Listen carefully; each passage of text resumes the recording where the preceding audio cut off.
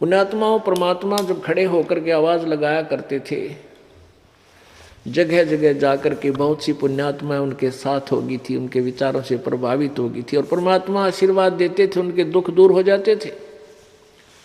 कबीर पर्वत पर्वत में फिरा कारण अपने राम, राम जैसे संत मिले जिन सारे सब काम।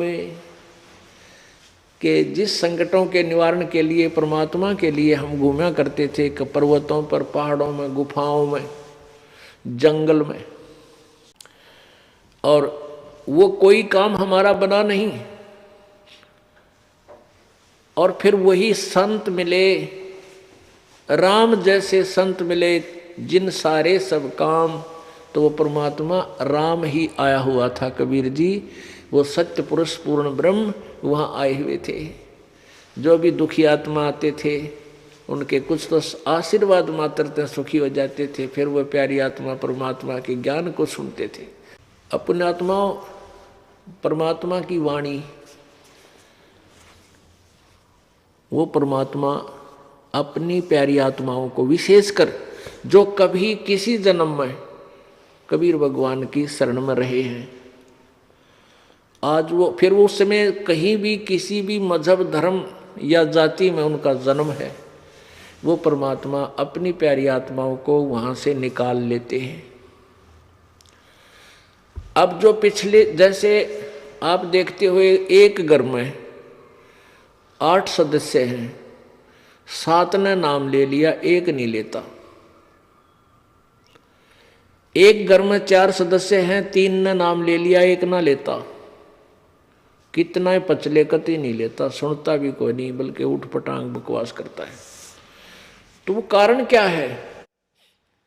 वो कारण है कि वो पिछले जन्म में कभी परमेश्वर की, कबीर जी की शरण में नहीं रहा। वो काग का बच्चा है, और जो परमात्मा की शरण में आगे वो कोयल के बच्चे थे। ये एक कोयल क्या करती है, एक पक्षी है कोयल, वो अपना अलग घोंसला बनाकर अपने अंडे उत्पन्न नहीं करती, क्योंकि वो काग जो है, कौवे जो होते हैं, वो उस कोयल के अंडों को खा जाते हैं, वो उनको परिफुल्लित नहीं होने देते, खत्म कर देते हैं, नष्ट कर देते हैं।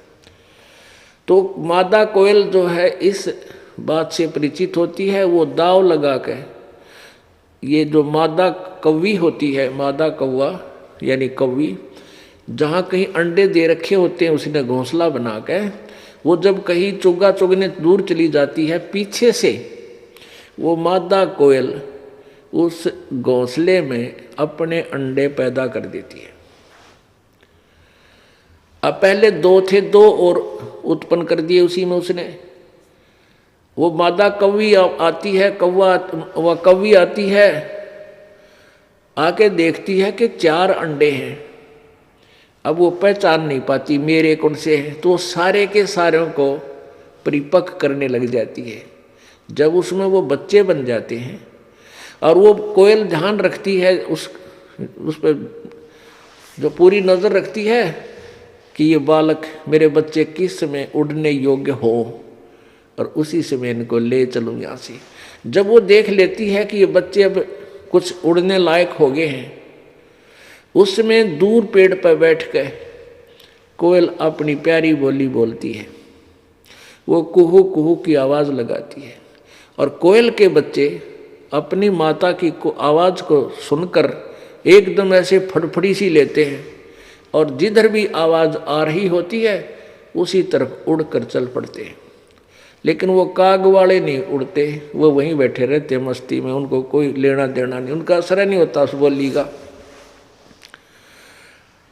अब वो कोयल वाले उड़कर अपनी माँ की आवाज़ की तरफ चल पड़ते हैं, और वो मादा कोयल उड़कर फिर आगे को बोलती हुई चल पड़ती है, वो पीछे पीछे उसके बच्चे चल पड़ते हैं। उधर से वो कौवी देखती है कि तेरे बच्चे गए, वो उनके पीछे कुछ दूर तक दौड़ती है, फिर सोचती है कि ये तो गए सो गए, वो 2 और रह गए मेरे, कहीं वो ना बर्बाद हो जाए, वापस आ जाती है उनके पास।